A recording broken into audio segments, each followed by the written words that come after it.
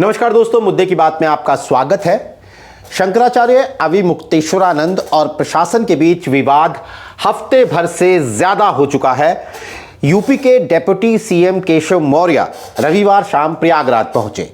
केशव मौर्य शंकराचार्य को पूज्य संत बताते हुए उनसे विवाद खत्म करने की प्रार्थना कर चुके हैं और लगातार कर भी रहे हैं। हालांकि इसमें यह बात गौर करने लायक है कि सीएम योगी आदित्यनाथ का रुख इस मामले में सख्त है। आपको मैं थोड़ा सा बैकग्राउंड बता दूं कि 18 जनवरी को मौनी अमावस्या पर प्रयागराज में जो माघ मेला चल रहा है, वहां पर शंकराचार्य अविमुक्तेश्वरानंद पालकी में स्नान के लिए जा रहे थे। पुलिस ने उन्हें रोककर पैदल जाने को कहा।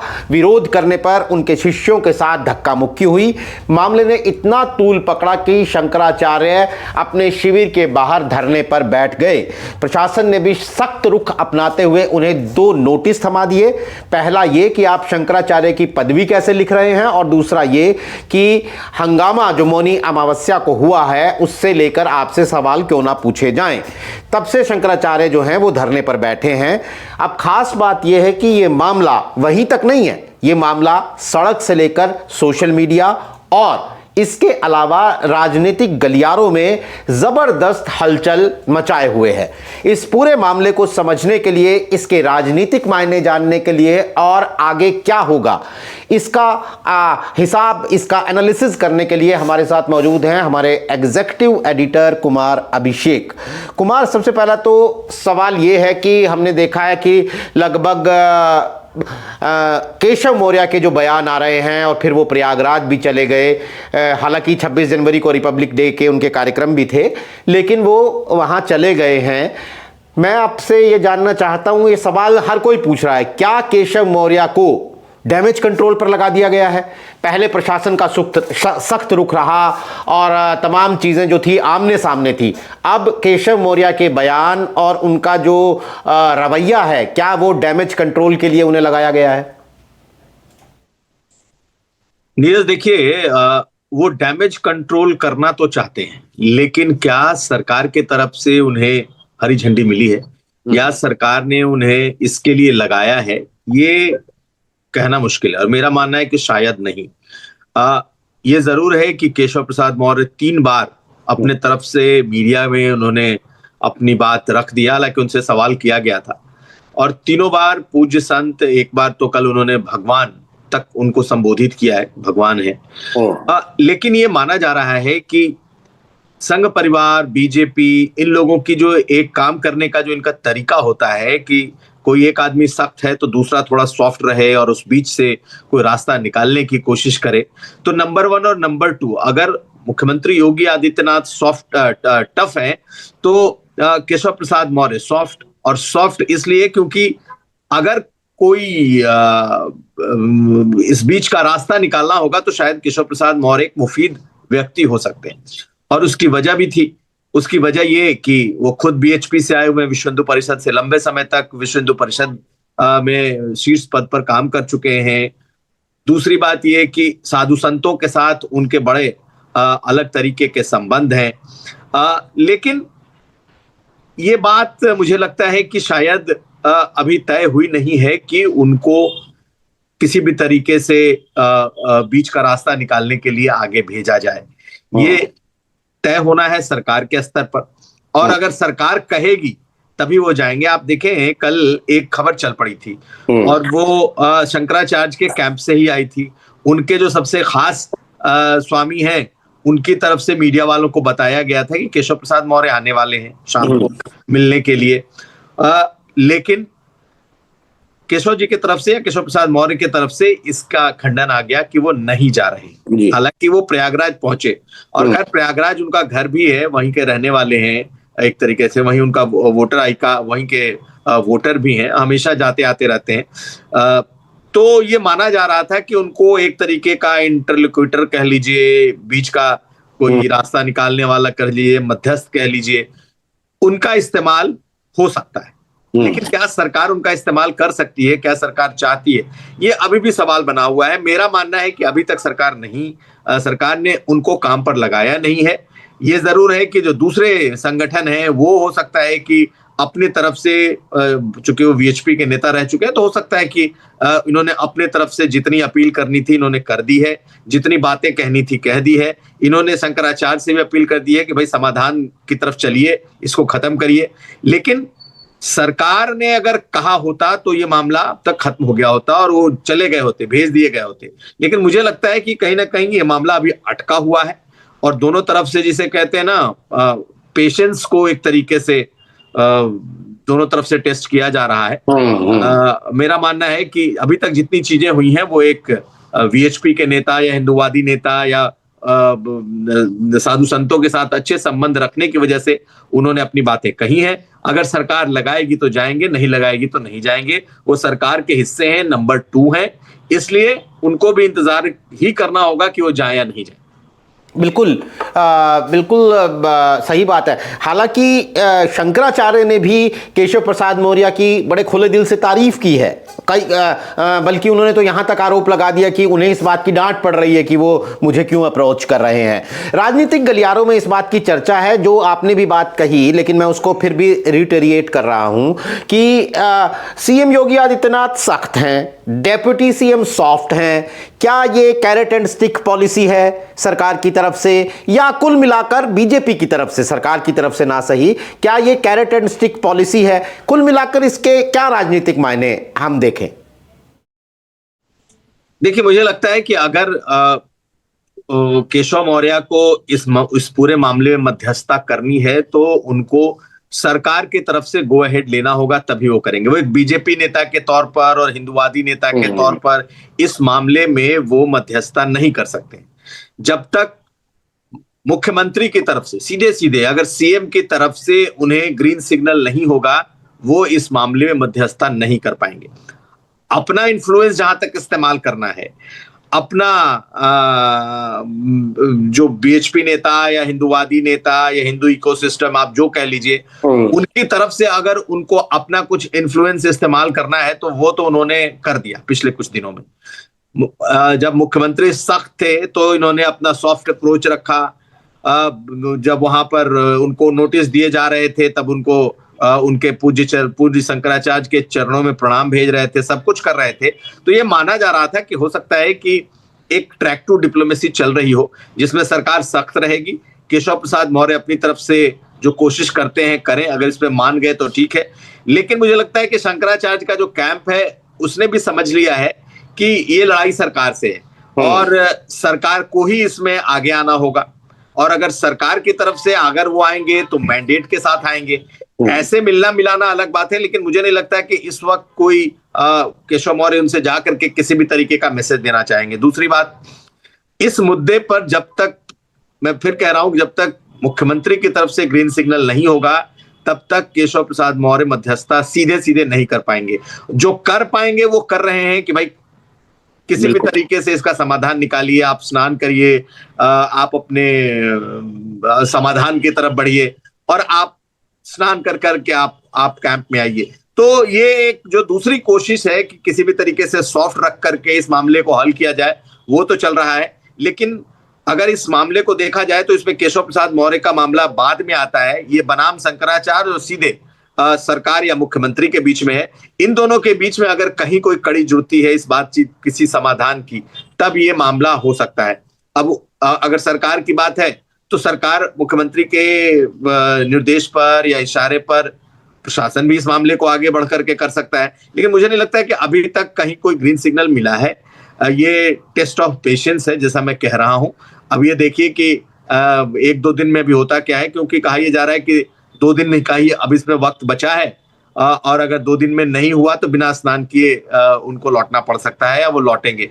तो क्या सरकार या बीजेपी ये इस हद तक जाएगी कि इनको नाराज रूठे हुए शंकराचार्य को ही यहां से जाने दिया जाए या फिर कुछ मनाया जाए? हाँ, ये जरूर हो सकता है कि एक बार तमाम संभावनाएं अगर खत्म हो जाती हैं बातचीत की और ये हो जाता है कि हाँ अब चलो अब कुछ नहीं होगा, अब शिविर खत्म हो रहा है, लौटना है, तब फिर बीजेपी की जो दूसरी ट्रैक टू कि भाई जा तो रहे हैं लेकिन कोई इल विल लेकर के ना जाएं, बाकी लोग ठीक हैं, हम लोग आपके चरणों में हैं, इस तरह की बातें की जा सकती हैं। लेकिन मुझे लगता है अभी ये डेडलॉक बना हुआ है। डेडलॉक बना हुआ है।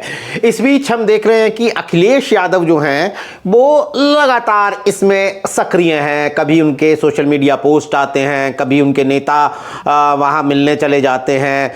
क्या अखिलेश यादव को इसका कोई पॉलिटिकल फायदा उठा सकते हैं अखिलेश यादव, या आपको लगता है कि सिचुएशन है, सिचुएशन के अंदर एक विपक्ष का नेता जिसे कहते हैं कि बस उसे और उभार रहा है, उसे और अंडरलाइन कर रहा है? नहीं, मुझे लगता है इसमें आपदा में अवसर दिखाई दे रहा है।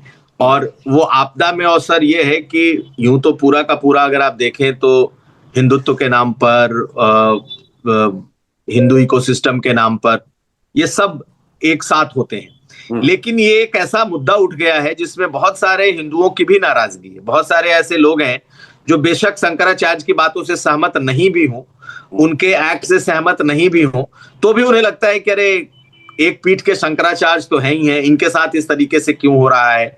लोगों के मन में ये दुविधा है। और बहुत सारे ऐसे लोग, उन्हें लगता है कि कम से कम ये चीजें इस इकोसिस्टम के भीतर नहीं होनी चाहिए, सरकार को झुकना चाहिए, ऐसी तमाम बातें चल रही हैं। और ये जो एक जिसे कहते हैं इस वक्त मानसिकता, मेंटालिटी, या ये जो एक भावना है, इसको तो निश्चित तौर पर अखिलेश यादव भी भुना रहे हैं। उन्हें भी लगता है कि इस इकोसिस्टम के भीतर अगर थोड़ी भी अपनी पैठ कर ली जाए, थोड़ी भी अगर इस नाराजगी को अपने तरफ कैश इनकैश किया जा सके, तो वो उनके लिए पॉलिटिकल तौर पर बेहतर होगा। ये इसके बाद ये मामला सुलझता है कि नहीं, अगर ये मामला यूं ही उलझा उलझा लंबा खिंचता रहा, तो फिर उन्हें भी इस बात का एक मौका जरूर मिलेगा कि वो बीजेपी को ब्रांड करें, कहते रहें कि बीजेपी जो है वो कोई हिंदुओं की पार्टी नहीं है, जिस हिंदुत्व की बात करती है, देखो शंकराचार्य के साथ बीजेपी क्या करती है।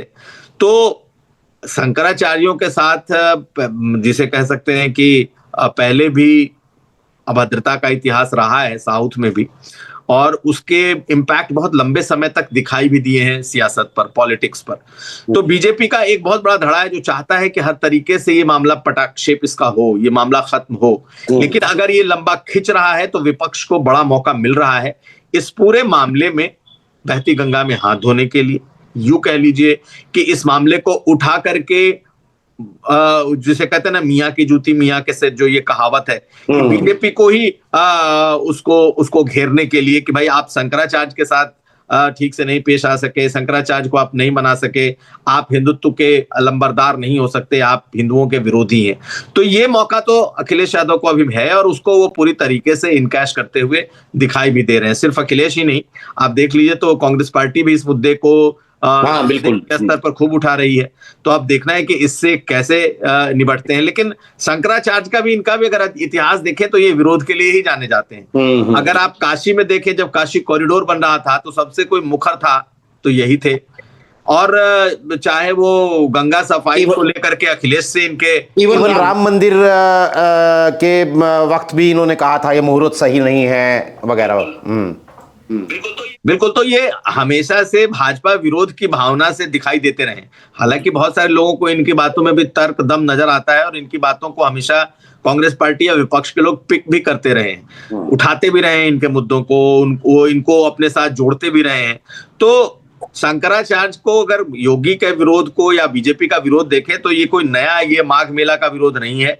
बहुत पहले से इन दोनों के संबंध बेहद खराब है। आप जितने भी बड़े धर्माचार्य आते हैं, जितने भी बड़े पीठाधीश्वर आते हैं, वो सब कह सकते हैं कि भाजपा या फिर हिंदुत्व की लाइन पर दिखाई देते हैं। लेकिन ये इनकी अपनी ही लाइन है, या यूं कह लें कि विरोध या फिर एक तरीके से सरकार को कोसना, ये इनकी लाइन बनी हुई है और इसमें कहीं कोई ये कोताही बरतते भी नहीं है। अब यहाँ अगर आप यहाँ की बात करें तो करें, बिहार चुनाव में इन्होंने सारे 243 सीटों पर अपने उम्मीदवार उतार दिए थे, वहां जाकर के ये चुनाव लड़ रहे थे। और उसमें भी जो मुद्दा था वो बीजेपी के खिलाफ था कि बीजेपी गोहत्या का क्यों नहीं, गोवध का कानून पूरे देश में क्यों नहीं ला रही है। उसमें भी मुद्दा उत्तर प्रदेश का था। तो इनका जो बीजेपी के साथ के जो इनके रिश्ते हैं बेहद खराब हैं, चाहे केंद्र में प्रधानमंत्री मोदी हो या फिर यहाँ पर योगी आदित्यनाथ हो। मुझे लगता है कि दोनों के साथ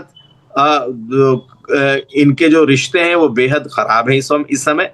ये अलग बात है कि कोशिश होती है कि इनको ठीक ठाक शांत करके रखा जाए, बहुत ज्यादा इनको न तवज्जो देने की जरूरत है, न इनको बहुत ज्यादा पूछने की जरूरत है। मिल गए तो प्रणाम कर लिया, नहीं मिले तो, ये वाला एक भाव रहता है क्योंकि ये सरकार विरोधी माने जाते हैं।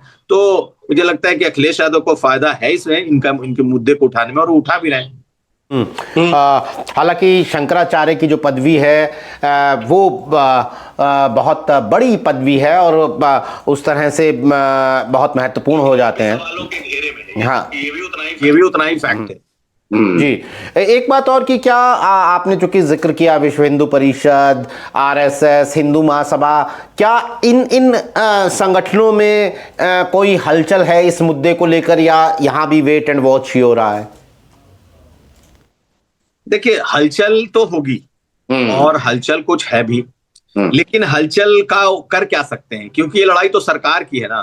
जब ये लड़ाई उत्तर प्रदेश सरकार या योगी सरकार बनाम अविमुक्तेश्वरानंद हो गई है, तो इसमें कोई भी संगठन एक हद तक ही अपनी भूमिका निभा सकता है, और वो भूमिका भी पर्दे के पीछे तक ही सीमित हो सकती है, क्योंकि वो न 3 में है न 13 में।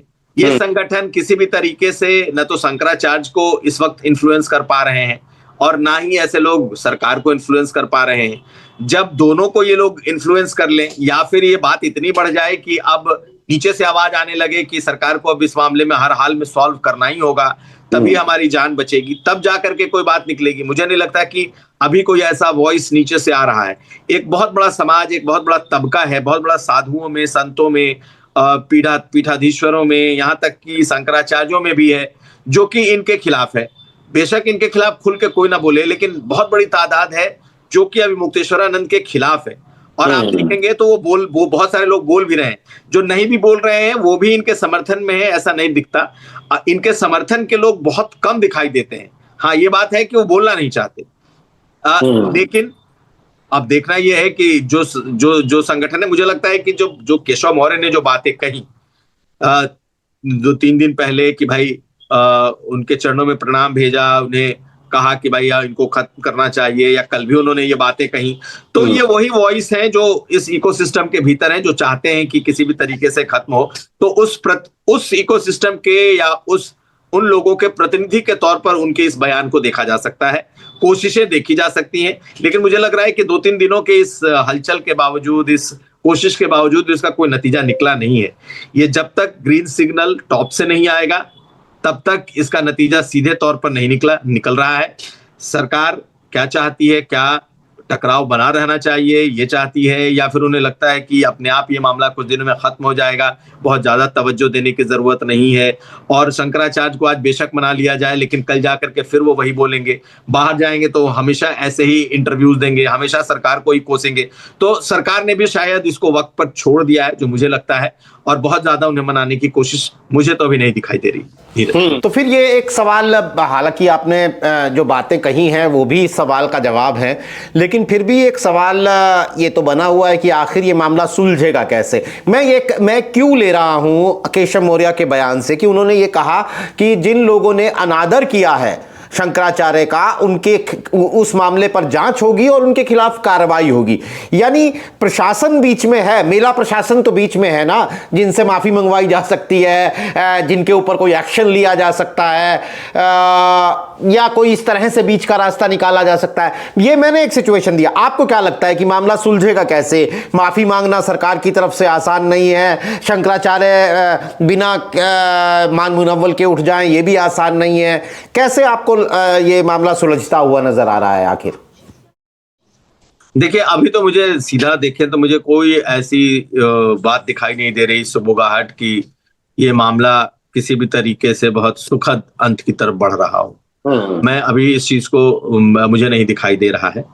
देखिए, ये अगर अधिकारियों ने उनके उस बग्घी को रोका था जाने से, तो अधिकारी जाते, माफी मांग लेते, मामला खत्म हो जाता। इतना भी नहीं था तो सरकार एक आध अधिकारी पर कार्रवाई कर दी थी, मामला खत्म हो जाता।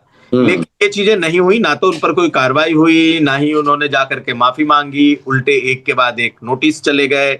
यहाँ तक कि कुछ लोग जाकर के वहां नारेबाजी भी करने लगे। तो देखिए, एक बात तो दिखता है कि सरकार की तरफ से ऐसी कोई मंशा नहीं है कि अभी मुक्तेश्वरानंद के सामने झुका जाए।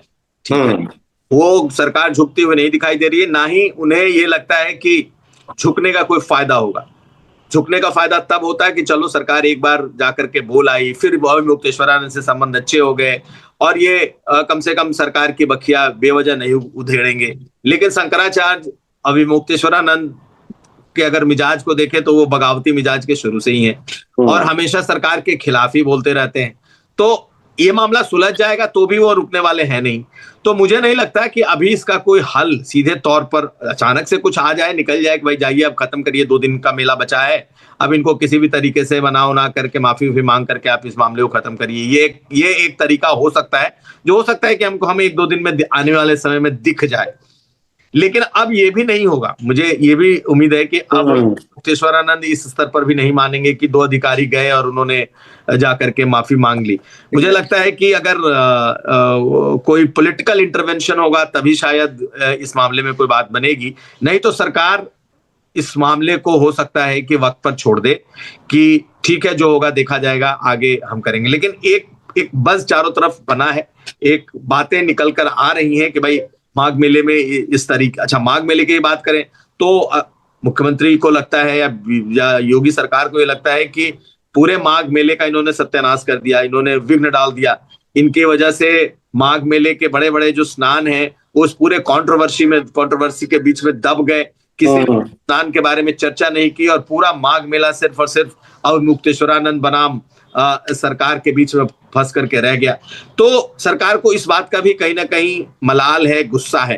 तो बहुत आसानी से सरकार इनकी बातों को मानेगी नहीं। ऐसा नहीं होगा कि इनको झुक करके जाएगी और जा करके कहेगी कि ठीक है महाराज जी खत्म करिए। जो करना था केशव मौर्य ने कहा है और ये भी आप मान सकते हैं कि कहीं ना कहीं से उनको इशारा हुआ होगा, कहां से कोई नहीं जानता। उनको ये इशारा होगा कि ठीक है आप अपने तरीके से भी एक कोशिश करके देख लीजिए, अगर आपके लेवल से ये संभव है तो हो सकता है। तो अगर उन्होंने जितनी अपील की है ये उनकी पर्सनल अपील के तौर पर ली गई है, अगर ये सरकार की तरफ से उनकी अपील हो जाती कि भाई हाँ सरकार की तरफ से हम जा रहे हैं, अगर वो कल चले गए होते मिलने तो अलग पॉइंट था। मुझे लगता है कि कहीं ना कहीं सरकार इस बीच में है और वो जब अगर कभी जाएंगे भी तो नंबर 2 यानी डिप्टी सीएम है तो सरकार के प्रतिनिधि होके ही जा सकते हैं। ऐसे अब इस मुद्दे के इतना बड़ा बनने के बाद वो सिर्फ और सिर्फ इसलिए नहीं जा सकते कि मैं जाकर के अपील करूं। उन्होंने अपील जितना करना था वो कर दिया है। तो मुझे अभी कोई ऐसा बहुत दिखाई नहीं दे रहा है कि तुरंत इस मामले का कोई समाधान हो सकता है कि मामला वक्त पर छोड़ दिया जाए। लेकिन क्या सरकारी हलकों में या मैं कहूं कि मुख्यमंत्री के लेवल पर इसको इस बात से नहीं देखा जा रहा कि केशव मौर्य को क्या जरूरत थी? मेरा मतलब है कि एक जमाने में केशव मौर्य ने जब कहा कि संगठन सरकार से बड़ा है तो उसके अलग राजनीतिक मायने निकाले गए। वो एक सीएम वर्सेस डेप्यूटी सीएम के तौर पे देखा गया। क्या इस मामले में ऐसी कोई आप सुगबुगाहट देखते हैं? नहीं, देखिए संगठन सरकार से बड़ा है, ये जो लाइन है इसको आप एक रेटरिक के तौर पे देखिए। प्रधानमंत्री ने भी कहा कि नितिन नवीन हमारे बॉस है। तो आप देखिए उसको उस तरीके से देखा जाता है बीजेपी में कि संगठन को हमेशा सर्वोच्च माना जाता है। मैंने वो उदाहरण दिया। मैं अभी कह रहा हूं कि केशव मौर्य का जो रुख है, जो उनकी अपील है या प्रार्थना है अभी मुक्तेश्वरानंद से, वो तो सरकार के रुख के उलट ही है ना। तो क्या इसे लेकर कोई सरकारी हलकों में सुगबुगाहट है? नहीं, सरकार के रुख से उलट है, लेकिन क्या वो सरकार का स्टैंड है, ये सवाल है। अगर ये सरकार का स्टैंड है कि वो जो बात आप कह रहे हैं ट्रैक 2 पॉलिसी के तौर पे ही इसको देखा जा रहा है। बिल्कुल, इसको ट्रैक 2 पॉलिसी, इसको उस स्तर पे ही देखा जाए कि बहुत सारे संगठन जो चाहते हैं कि खत्म हो, तो उसका प्रतिनिधित्व करते हुए एक संघ, एक बीएचपी या फिर हिंदुवादी नेता के तौर पर उनको वो जो कर सकते थे, जो कह सकते थे, उन्होंने कह दिया।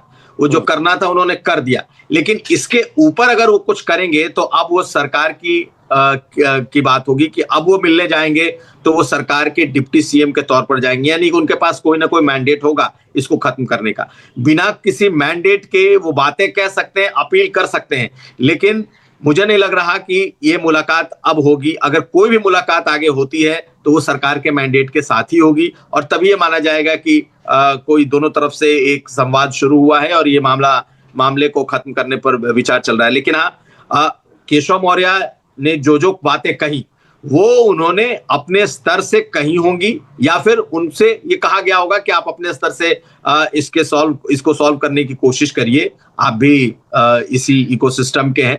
तो वो एक तरीका रहा होगा। मुझे नहीं लगता कि सरकार की तरफ से इसे कहीं भी अभी तक कोई मामला पहुंचा है इस मामले को सॉर्ट आउट करने के लिए। जी बिल्कुल, वाकई हालांकि माघ मेला भी अब खत्म होने की तरफ बढ़ रहा है, लेकिन शंकराचार्य और सरकार या खास तौर पर मेला प्रशासन के बीच का जो ये विवाद है ये अभी खत्म होने का नाम नहीं ले रहा। माघ मेला भले ही खत्म होने की तरफ बढ़ रहा हो, बहुत इसलिए ये मामला कैसे सुलझेगा इस पर हम सबकी नज़र बनी हुई है। हम आगे भी इस मामले में जो डेवलपमेंट्स है वो लेकर आप तक आते रहेंगे। इस पूरे मामले की जो एक बिग पिक्चर है वो हमें दिखाने, हमारे दर्शकों को समझाने के लिए कुमार अभिषेक आपका बहुत बहुत शुक्रिया। तमाम दर्शकों का भी आभार। आज के लिए नमस्कार।